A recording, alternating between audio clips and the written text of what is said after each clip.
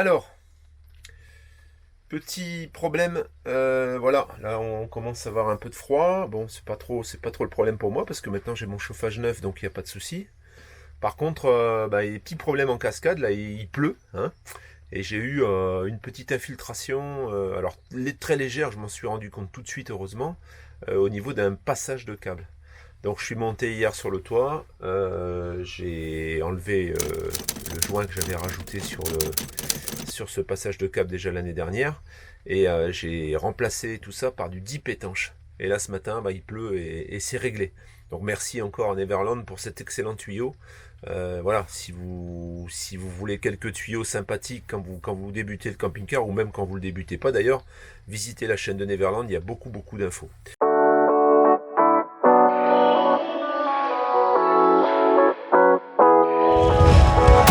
Yeah, I'm restless, so give me something to do. Yeah, I can't stay here because I need to dance. Just jump around and show 'em how I move. Everybody moving on me, wanna join me when I take a shot. Bonjour la famille. Bon, comme les problèmes n'arrivent jamais seuls, j'ai en plus un problème de frigo. J'ai un problème de frigo. Le frigo, en fait, il fait plus de froid. Il fait plus de froid. Alors, il fait plus de froid. J'étais sur le gaz, donc je me suis rendu compte qu'il avait le congélateur avait décongelé, donc j'ai jeté ce qu'il y avait dedans. Heureusement, il n'y avait pas grand-chose. Et en plus, voilà, il fait plus de froid, Donc ce que j'ai fait, j'ai essayé comme j'avais pas de courant sur place, j'ai essayé de démarrer le moteur pour le faire tourner sur le 12 volts. Et bon, pendant une bonne demi-heure, et il n'y avait pas du tout de trace de froid nulle part. Bon, il est clair que le 12 volts, ça maintient plutôt au froid et ça fabrique pas vraiment du froid. Donc qu'est-ce que j'ai fait? Je me suis rapproché d'un camping-car park et j'ai branché. Et ça marchait pas non plus. Alors, après m'être documenté, il y a en fait une matière qui coagule dans les tuyaux qui sont à l'arrière du frigo. Je vais vous montrer à la suite, hein, vous verrez un petit schéma de la manière dont ça fonctionne. En fait, il y a de l'ammoniac. Il y a de l'ammoniac, et l'ammoniac remonte dans les tuyaux, ça crée une espèce d'échange thermique. Enfin, c'est assez compliqué. Il y a l'ammoniac qui rentre en ébullition, après il refroidit, enfin il y a tout un passage. Et ça passe par des serpentins en fait. Et ces serpentins, ça se bouche. Alors il y en a certains qui préconisent de démonter le frigo, de le retourner toute une nuit, et de le remettre à l'endroit, de le redémarrer. Et souvent, il repart, parce que bon, ça enlève un petit peu toutes les particules de métal qui restent le long des tuyaux, et du coup, ça nettoie tout, et ça repart. Bon, j'ai trouvé une autre solution, vous allez voir tout de suite, hein, puisque je vais m'en occuper tout de suite derrière. J'ai trouvé une autre solution, que j'ai trouvée sur les forums également, en vibrant les tuyaux, en fait. En vibrant les tuyaux, ça fait décoller un petit peu ce qu'il y a sur le tour, parce que c'est des tuyaux métalliques, hein. Et puis du coup, ça retombe et ça laisse passer les gaz, hein, et ça permet de faire fonctionner le frigo. Alors il y a ça, il y a en fait un frigo, c'est des frigos qui durent toute une vie en fait, hein. C'est solide. Ce que j'ai pu en lire, c'est que c'est quasiment indestructible. Alors il y a des pièces des pièces d'usure, des pièces qu'on rechange, comme le brûleur par exemple, le brûleur que vous verrez là. Bon, ça, je pense qu'il vaut mieux toujours, quand on a un frigo d'occasion, il vaut mieux toujours en avoir un, au cas où, parce que si toutefois un jour vous avez un problème, alors le brûleur de temps en temps ça se nettoie une fois par an, mais le mieux c'est d'en avoir un de plus, je pense. Ça, et ensuite on peut nettoyer la colonne en fait, le brûleur, et ensuite la flamme elle chauffe un espèce de tube, et ce tube là, quelquefois il peut y avoir de la suie. Alors quand il y a de la suie, en général vous avez une odeur de gaz, de mal brûlé. Quand vous êtes à l'extérieur, ça sent le gaz. Moi le mien il n'a pas ce problème, hein, donc c'est pas un problème de brûleur, hein. Donc on va essayer cette méthode et puis on se retrouvera après et on verra si oui ou non ça a résolu le problème. Apparemment ça règle 9 problèmes sur 10. La plupart du temps, les gens changent le frigo parce qu'ils pensent qu'il est foutu, ou même à la limite, si vous allez le faire réparer, et qu'ils disent non, c'est coagulé, ils vous changeront le frigo. Mais bon, avec cette méthode, logiquement, on va régler le problème, donc on va voir ça ensemble. Hein, à tout de suite. Alors, je sais pas si on le voit bien, ouais, là j'ai tous les voyants qui s'allument, hein, donc bon, voilà, quand je le passe, là je suis au 12 volts, là je suis au gaz. Alors, on a bien la veilleuse qui s'allume, hein, il se déclenche le frigo, mais il fait pas de froid. Voilà. Et ici, bah, je l'ai mis complètement à fond. Hein, voilà. Donc là, la porte, d'ailleurs, quand il n'y a pas de froid, ça fait plus ventouse. Donc c'est dommage, j'ai encore le frigo. Mais là, c'est tout. Ici, au niveau des ailettes, là, c'est complètement... Alors, c'est complètement normal, quoi. Il n'y a pas de froid qui sort. C'est un tout petit peu, très très légèrement ici. Très légèrement froid, mais bon... voilà, c'est plus du tout, ça fait plus de froid, quoi, voilà, donc c'est tout ça pour dire que la vie de nomade, elle est pas non plus super simple. Alors vous allez me dire, ça peut arriver aussi à la maison, hein. On peut avoir aussi des petits problèmes de frigo à la maison, mais bon. Donc ce que je vais faire, bah, je vais sortir malgré la fine pluie, je vais mettre mon échelle, je vais enlever les grilles et je vais tapoter comme on me l'a indiqué et je vous ferai part du résultat. Hein, je vous montrerai déjà où je vais taper et puis où je vais faire vibrer le tuyau et je vous dirai si ça fonctionne ou pas. Voilà. Voilà, tout d'abord donc j'enlève la grille après avoir dévissé ici. Voilà, j'enlève cette grille. Si elle veut bien. Voilà, et là maintenant on va essayer d'y accéder, mais... Ah, derrière on a le frigo, on va voir un peu comment on peut faire. Voilà, donc ça devrait être chaud, en principe. Et là c'est complètement froid, alors que le frigo tourne et le brûleur fonctionne. Hein. Donc ça veut dire que l'agrégat est bouché, hein, et ça fait un bouchon, c'est colmaté. Donc je vais tapoter en fait. Alors il y en a certains qui utilisent une machine qui vibre pour pouvoir faire vibrer le tuyau. Je pense que ça doit être beaucoup plus efficace. Moi j'ai pas ce type de machine pour le moment, hein, dans le camping-car. Donc par contre je verrai peut-être pour acheter quelque chose pour faire vibrer tout ça. Mais là j'ai pas.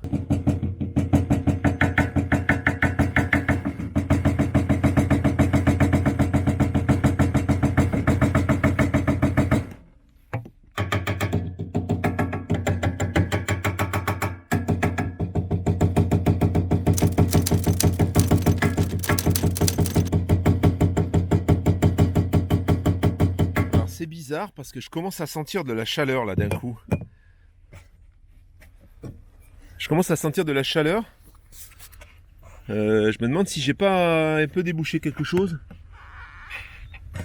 Là je sens la chaleur qui remonte là. Ce que je sentais pas à peine. Donc je vais continuer un petit peu parce que bon, il vaut autant le faire bien. Hein. Je sens de la chaleur qui sort par la cheminée là, maintenant. Alors par contre les tuyaux sont pas encore chauds en haut, mais je vais essayer de taper vers le bas en fait. Hein. Là voilà, j'ai une grille ici en bas, donc je vais essayer de tapoter aussi pour faire vibrer un peu le tuyau en ouvrant cette grille donc et en passant par le bas, parce qu'en fait le frigo est là derrière, c'est pas très accessible les tuyaux. Hein. On peut accéder juste en haut au niveau du refroidisseur là. Bon là c'est complètement froid en haut, donc bon, je sens la chaleur qui commence à remonter. Alors peut-être que en effet, j'ai débloqué quelque chose. Ça, je le saurai dans un bon quart d'heure, hein, quand je rentrerai et même quand je vais toucher les tuyaux, en fait. Mais je vais recommencer. Je vais taper là. Je vais taper un peu plus longtemps. Et puis, on va voir si ça donne quelque chose.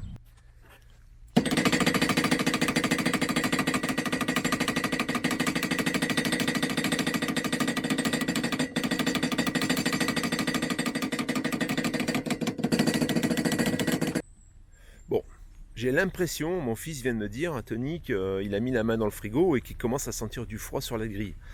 Alors si c'est ça, bah, il faut le faire en préventif de temps en temps apparemment. D'après ce que j'ai lu, il y a des personnes qui le font de temps en temps pour bien décolmater un peu la matière qu'il y a dans ces tuyaux. Donc, je vous expliquerai un peu en suivant le fonctionnement, enfin tout au moins de ce que j'ai compris, le fonctionnement de ce type de frigo. Et en vous donnant un petit peu la procédure de recherche de panne en tant qu'amateur, hein, parce qu'encore une fois je suis pas frigoriste et je pense que vous serez à même de m'éclairer un petit peu plus si j'ai dit des bêtises, mais je vais essayer de vous dire ce que moi je déduis en fonction du non-fonctionnement de ce frigo. Comme ça pourra vous faire des petites choses à vérifier avant de le porter tout simplement à réparer, quoi. Ce serait un peu dommage. Hein, de payer, et puis faut finalement là la plupart de ce que j'ai lu, les gens remplacent le frigo pour un truc comme ça.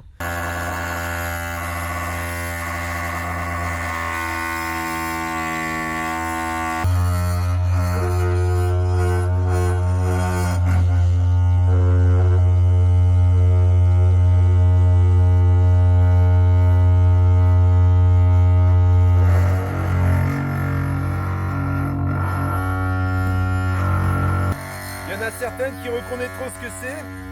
Voilà, bah j'avais que ça sous la main, hein, on va voir, parce qu'en tapotant, apparemment, ça n'a pas suffi. Alors voilà, là j'ai enlevé la petite tôle de protection, on voit le brûleur. Bon, la flamme est bleue, hein. Je sais pas si on le voit bien à la caméra, mais elle est bien bleue, donc ça je l'avais nettoyé il y a peu de temps, donc c'est pas ça.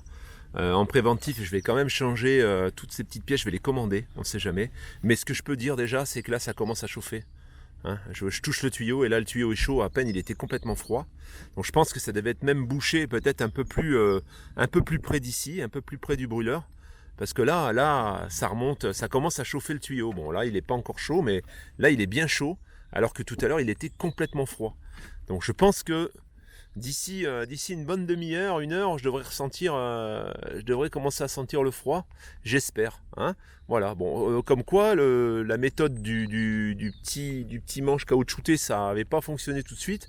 Par contre, la petite machine vibrante que j'ai utilisée, vous allez me dire, c'est quoi ce camping-car de psychopathe?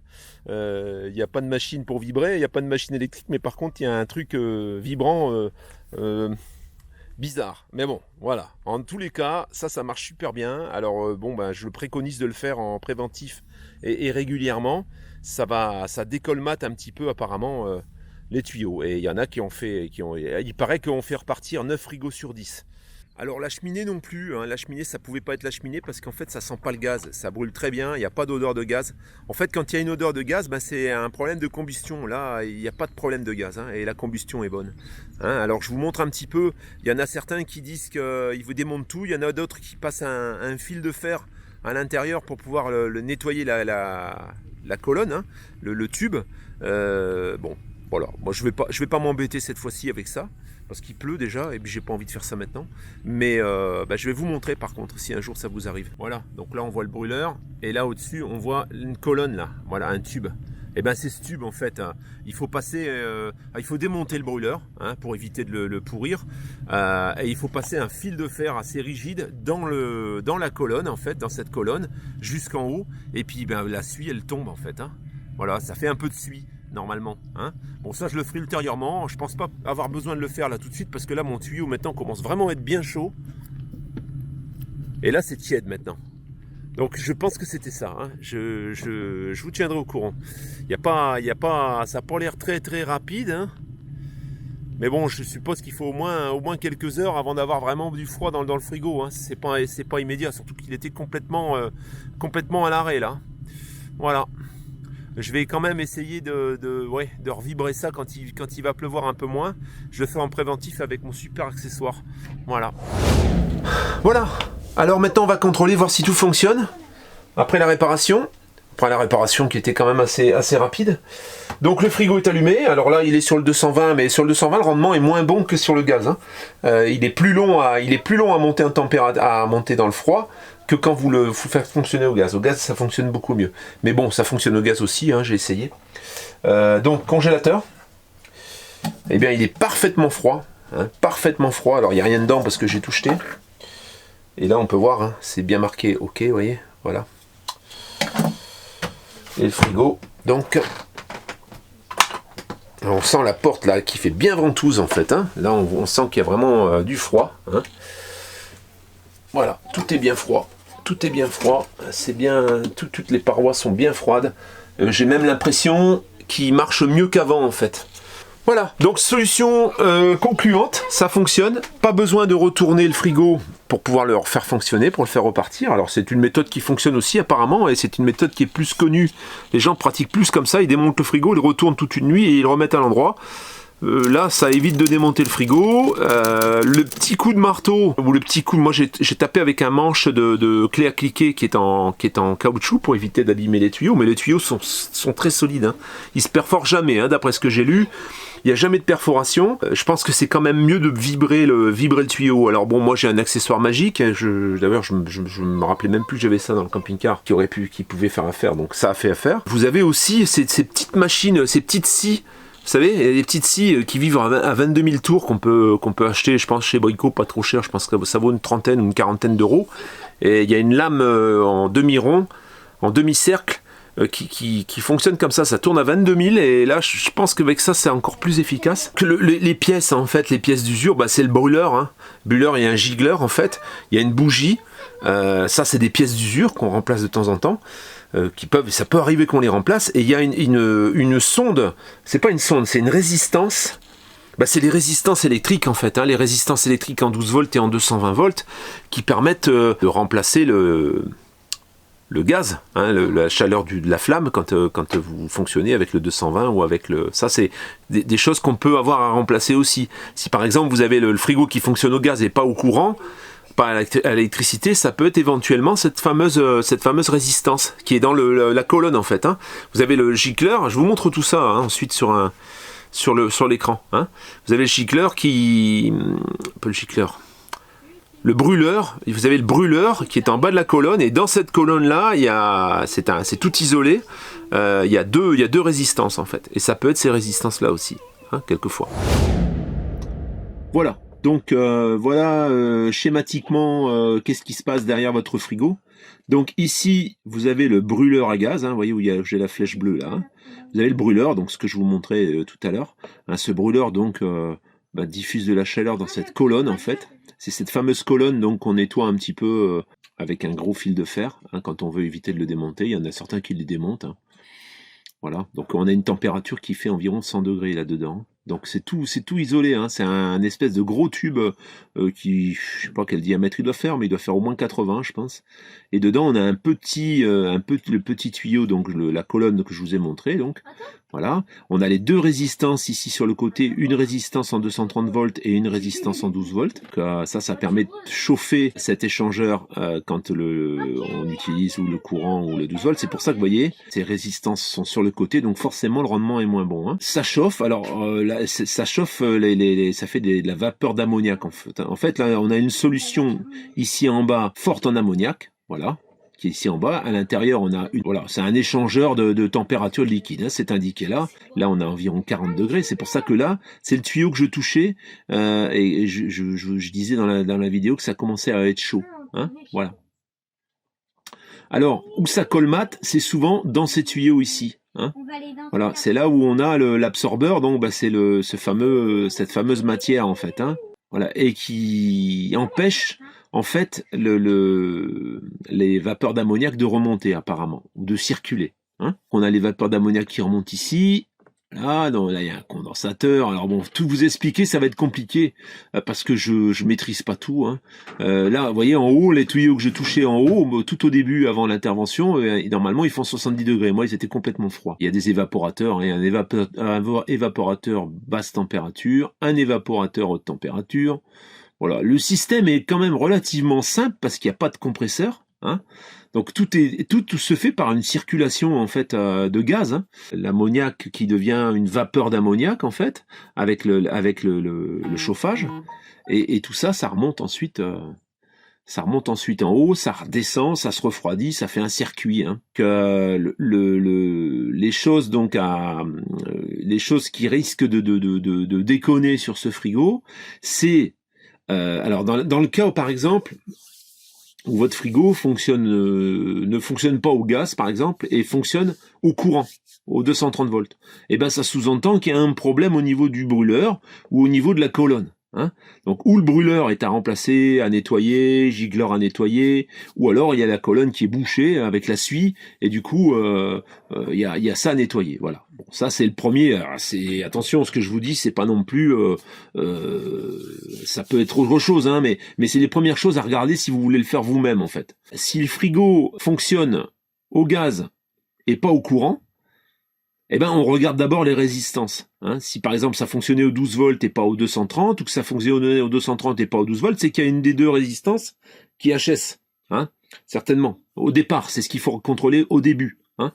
Après, ça peut être autre chose aussi, encore une fois, ça peut être la carte électronique, ça peut être tout un tas de choses, mais je pense que c'est les premières choses à regarder avant de partir sur des réparations coûteuses, hein, et de l'emmener à réparer pour que ça vous coûte une blinde. Si vous voulez le faire vous-même, je pense que ça c'est facilement contrôlable par vous-même, hein. Si le frigo ne fonctionne pas du tout, Hein, et tout est le gaz fonctionne, il y a une belle flamme bleue, il n'y a pas d'odeur de gaz, les résistances pareil, elles dégagent de la chaleur, et que malgré tout, le frigo marche pas, bah c'est simple, hein, au moment où vous avez démonté les plaques, vous touchez ici les tuyaux en haut, ils sont froids, vous touchez le tuyau en bas, il est froid, ça veut dire qu'il n'y a pas de circulation. Il n'y a pas de circulation du gaz d'ammoniac, et donc là, ben vous employez la méthode que j'ai utilisée, hein, à vibrer. Donc, il faut essayer de vibrer les serpentins qui sont ici, c'est le plus facile. Moi, j'ai pas pu. J'ai vibré ici en dessous, j'ai vibré ici, et j'ai vibré ici par au-dessus, là sur le côté là, et sur ce côté ici. Et ça a suffi, hein. Ça suffit, mais je pense qu'en laissant vibrer jusqu'à ce que ça fonctionne, ça finit par fonctionner. Hein. Alors c'est sûr que si vous arrivez à passer, parce que ça c'est facilement atteignable, moi par la trappe que j'avais, je pouvais arriver jusqu'ici aussi hein, pour vibrer. Hein. Voilà. Et là à ce moment-là, ben voilà, après le frigo redémarre. Hein. Et puis s'il redémarre, ben, c'est tant mieux. Hein. D'après les forums donc que j'ai vus. Ça marche 9 fois sur 10. Voilà donc le petit problème du frigo donc expliqué et j'espère que ça vous servira. Si la vidéo vous a plu, ben, n'hésitez pas hein, à liker et puis abonnez-vous parce que si vous vous abonnez, la chaîne elle monte. Ça va Tony? Qu'est-ce que t'as pensé de cette petite panne toi, du frigo?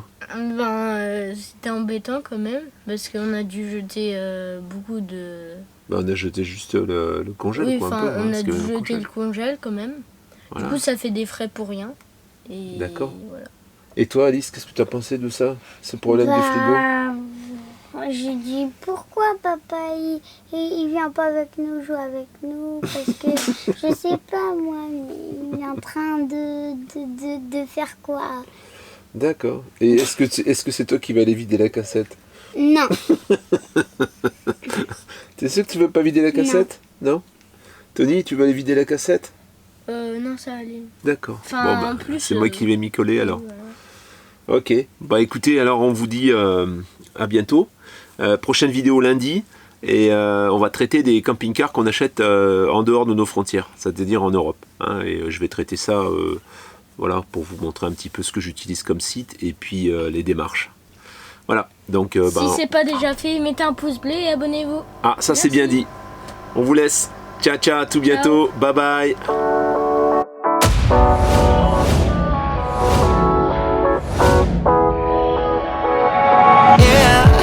I'm restless, so give me something to do. Yeah, I can't stay here because I need to dance. Jump around and show them how I move. Everybody will be on me, wanna join me